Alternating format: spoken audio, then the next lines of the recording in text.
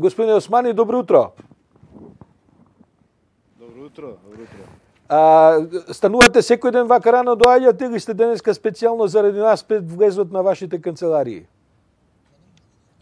Па едно 10 минути порано ме станавте, меѓутоа обично ова е терминот кога го почнувам денот.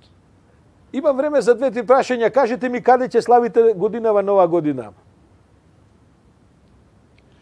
Ке бидам во Скопје, реално се договоривме дома да бидеме на плоштад и заради малку и заради концертот, но тука ќе бидеме, нема да излеземе од градот. Па морам да ви кажам дека повеќето од оние што ги анкетиравме остануваат со семејствата или на плоштад или дома. Меѓутоа не можам да ве пуштам кога веќе ми стоите пред камера без да ве прашам барем уште едно-две прашања.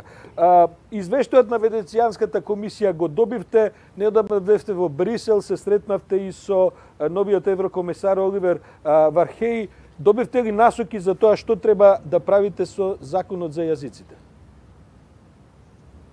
Па, реално една од целите зашто бев во Брисел да се сретнам со новиот комесар беше и оваа прашање да го разјаснам и да го видам кој е ставот на комисијата, и ставот беше јасен и дециден дека законот не треба и не смее да се отвори и ревидира, туку комисијата се согласува со плановите на владата преку акциски планови да се подобрат капацитетите на администрацијата, на институциите, на судовите со цел имплементацијата на двојазичноста да не влијае особено во судството и во одложување евентуално на било кој предмет. Така да се усогласивме во тој став дека законот не треба да се отвори, бидејќи беше тешко постигнат компромис кој траеше речиси 17 години.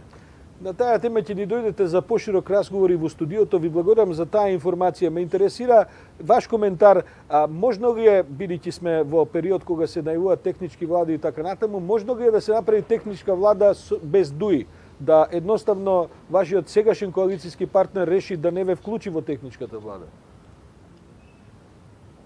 Прво, законски тоа не е можно, затоа што законот за пржинска влада препознава 4 партии. Например, членот 46 став 2 вели дека опозицијската партија го дава предлогот за министер за внатрешни работи по претходно усогласување со двете партии, што значи со СДСМ и со ДУИ. Така да законот не препознава друга варијанта, меѓутоа второто што е поважно е дека сите испитувања на јавно мислење покажуваат дека ДУИ ќе има една од најголемите победи во својата политичка историја, така да мандат за нас ќе даваат граѓаните, а тоа е најважниот политичкиот мандат.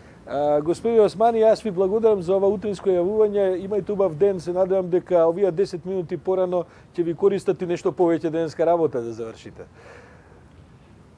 Благодарам за можноста и со среќа и успех со овој нов ангажман. Фалеминдери Миропавшин.